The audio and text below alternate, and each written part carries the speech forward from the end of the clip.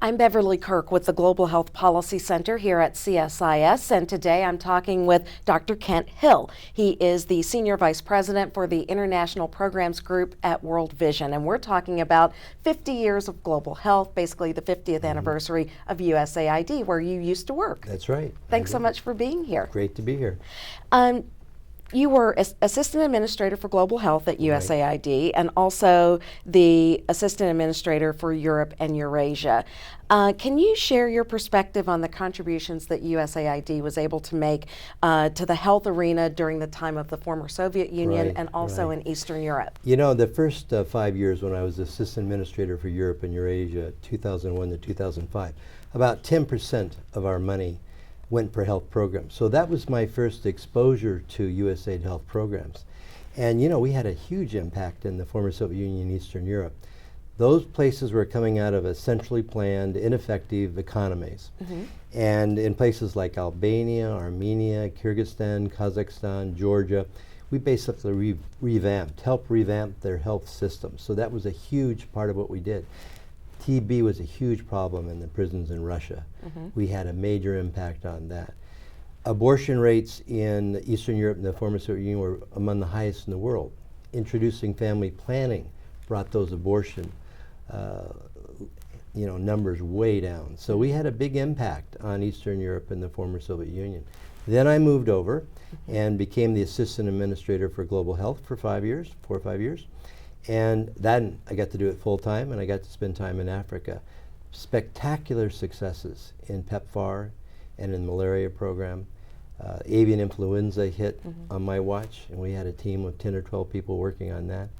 But I was very proud of the accomplishments we made there. And in child and maternal health, the numbers went down of mortality for under 5. So I think it was great progress during these years. You mentioned your time there when PEPFAR scaled up considerably. This was between 2005 and 2009. What role did USAID play in making sure that PEPFAR was a success? Right.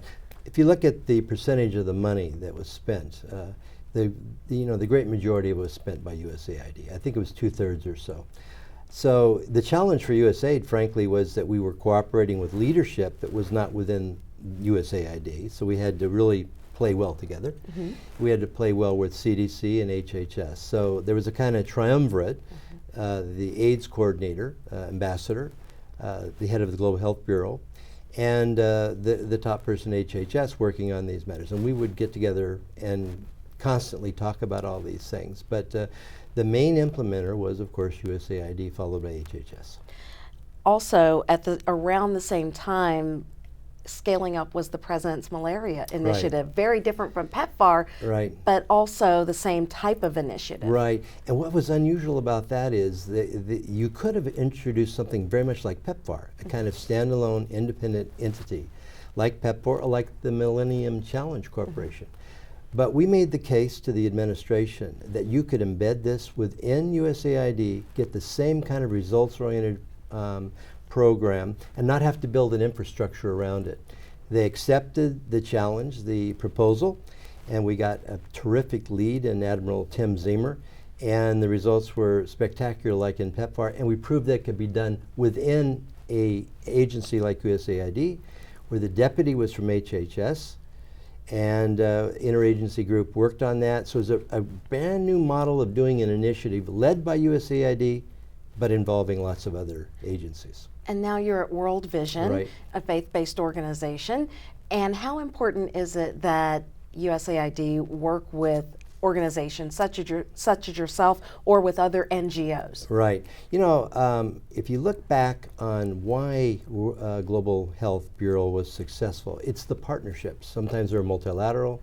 Sometimes it was the big tent involving secular organizations and faith-based organizations. We could not have accomplished what we did on PEPFAR in Africa, where probably half or more of the health help is given out by faith-based organizations. If we had not partnered with them, we couldn't have reached the populations.